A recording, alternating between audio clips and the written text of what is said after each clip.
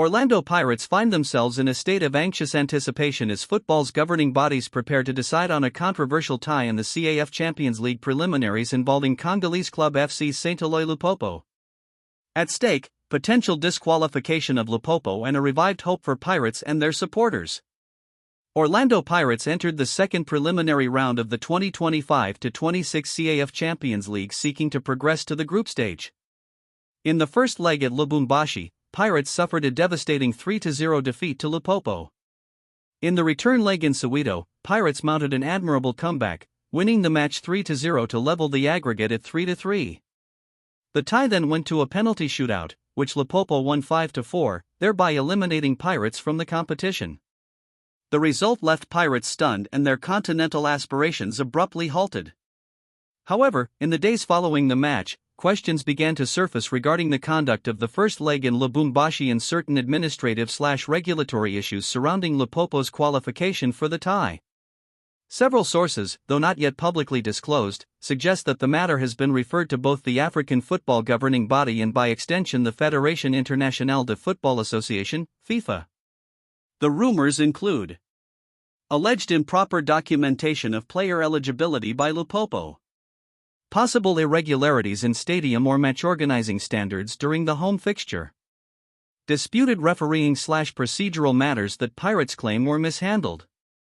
While none of these issues have yet been publicly confirmed by CAF or FIFA, insiders say that a decision is imminent and could include the disqualification of Lupopo from the competition. If FIFA or CAF rules that Lupopo committed a breach serious enough to nullify their win, the implications would be significant.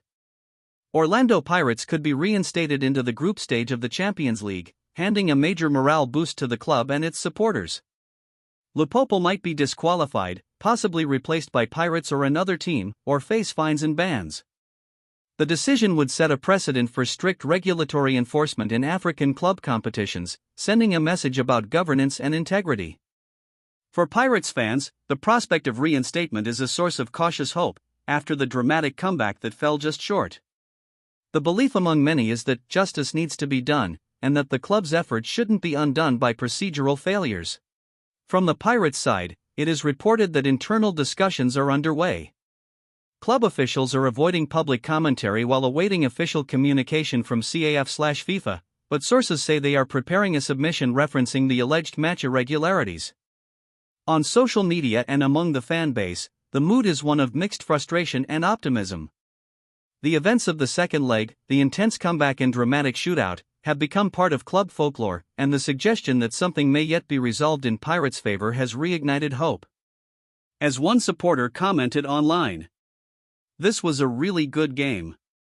Orlando Pirates and their fans really showed up." Officials within CAF have reportedly received the matter and are assembling documentation. FIFA may become involved if cross-border or regulatory jurisdiction issues are deemed to apply. A formal decision is expected in the coming weeks, before the group stage draw for the competition, scheduled early November, or shortly thereafter. If the decision comes after the draw, the ramifications could delay or complicate proceedings. While the scenario presents hope for Pirates, there are also risks and complications. If no breach is found, Pirates' exit will stand and the club will have to accept the outcome, albeit with regret. Even if a breach is found, reinstatement may be blocked by procedural timing, competition rules, or appeal mechanisms.